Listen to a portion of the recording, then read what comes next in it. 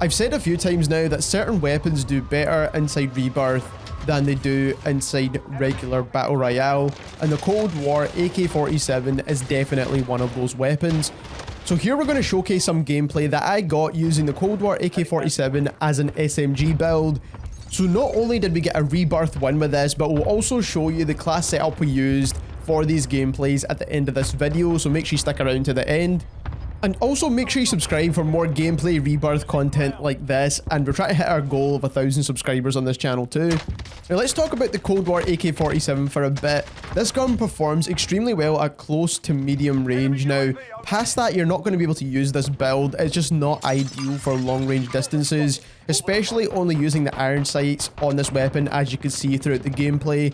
Now, when I'm playing Rebirth, I like not to waste any attachment slots on optics because most of my gunfights are at close range. So even though the Cold War AK doesn't have the best optics, I'd rather not use one of those attachment slots because the iron sights are still good enough to use at close range anyway. And as you can see here, you can see the exact reason why the Cold War AK actually fries inside Rebirth. It just has such a fast TTK at close range. And with the build I was using, you actually get some really good movement speeds as well. I felt like I didn't really need to use my SMG all that often with this build. And the good thing about that is that you can actually pair this build with a sniper if you really wanted to and still do really well with it. So as you can see, I'm just now clearing out this building after taking out quite a few enemies with that Cold War AK-47. I did have some support from my teammates there as well. And based on my previous video talking about movement inside Rebirth, I'm using this to clear out every section of the room, and I managed to come across this guy, and luckily I was already slide cancelling anyway, so it made it very difficult for him to track me, and this is why the throwing knives are so cool inside Rebirth. You can finish a guy with just one hit without having to waste any ammo. And now I'm moving on to shoot these guys at probably the furthest range you can use this AK. This is really pushing the limits of this build right here. And what I found works really well is actually burst firing the AK at that range. That's how you get those easy downs, because the gun does output tons of damage. So if you burst fire and land a few shots, you will down the enemy players. Like I said though, that was a tough range to use that gun, and I wouldn't recommend having a gunfight at that range with someone who's using a more accurate weapon like a Krig with an optic or a Farah with an optic, for example. But that guy had his back turned to me, and I was burst firing pretty well at that distance. And again, you'll see me max out the range on this MAC-10 as well. You don't want to be using the MAC-10 at such a long distance as well like this, but it's the only two weapons I have at the moment, so I kind of have to use them. Moving on into the second gameplay now, where I got the win. This was a rough start to a gameplay for me, and I only got one kill, and we're already quite a way through the game.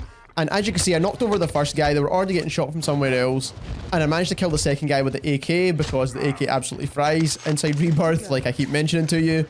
And at this point, I'm in a really bad spot. I've got a lot of places to cross over, and I need to get out here. So I managed to do that, make it to Control Center, and now we're in a close range gunfight, which I love. Control Center gunfights, I think they're one of the best places to fight inside Rebirth. I heard this guy's footsteps, and I missed actually my first few shots. I pretty much aimed at the wrong place entirely. And this is where it comes in handy to learn when to hip fire and when not to. Sometimes you can actually win gunfights by not ADSing, and it's quite hard to know that, but this is something you need to get used to over time. Now, I'm keeping it moving again. I think that's important, and I slide past this corner, and luckily I did because it managed to get this guy off guard. And again, I fried him with that Cold War AK. Now, we're moving on into a new gunfight now, and again, I've got this AK with one armor plate. I'm looking to find out where this guy is, and he glides right past me.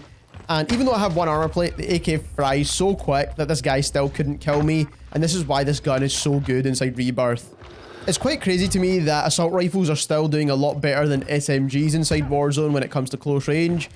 But now we're nearing endgame, and this guy was camping in the corner. He was obviously going to get fried regardless.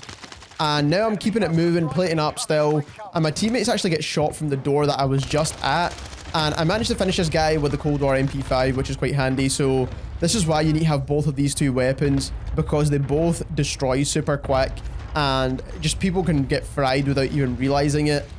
Now I'm thinking about the position that I need to be in, and I'm not in a good spot here at all. As you can see, when I jump through this window, I actually start getting shot in the back instantly.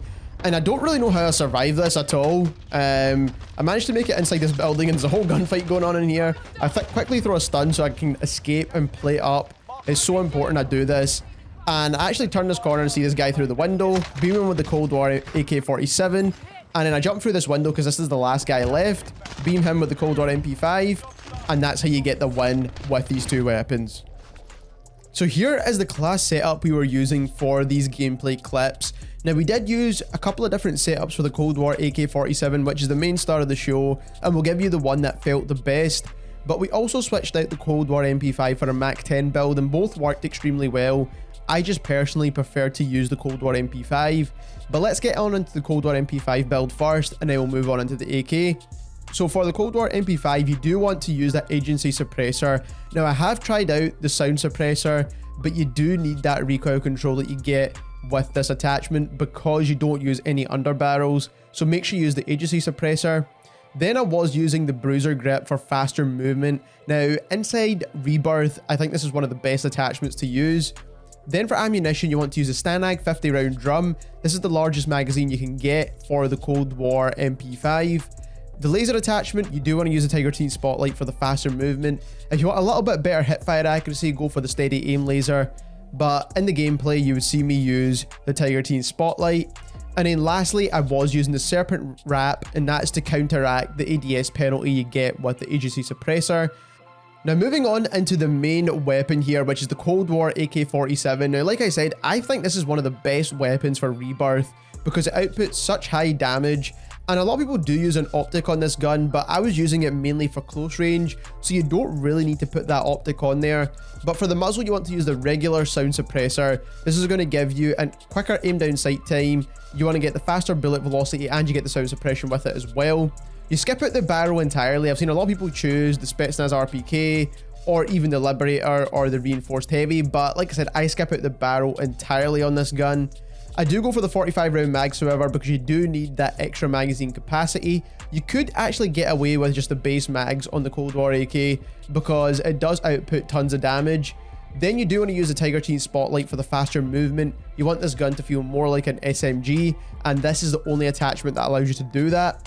The other attachment that's going to give you slightly faster movement is the skeletal stock, so make sure you add on that. It's going to give you faster strafing speeds and faster ADS movement speeds. And lastly, I was then using the Serpent Grip, and the reason for that is that the Cold War AK has quite a slow ADS time, especially using it at close range. So you want to make sure that you can make that ADS as fast as possible. So like I said, that is the best way to build it. Now for the rest of the loadout, I was using EOD, Overkill and Amped. You can use Quick Fix, is still a great perk as well, but I feel like a lot of people are using rocket launchers from ground loot inside Rebirth, and I die instantly to them, so that's why I was using EOD this time round. And then Amped or Tracker are both great options as well. Then I was using a throwing knife and stun grenades. If you enjoyed this video and you want to see more gameplay videos like this, don't forget to subscribe to the channel as we try to reach our goal of 1,000 subscribers, and click that link in the description down below and subscribe to our main channel, and thank you very much for watching.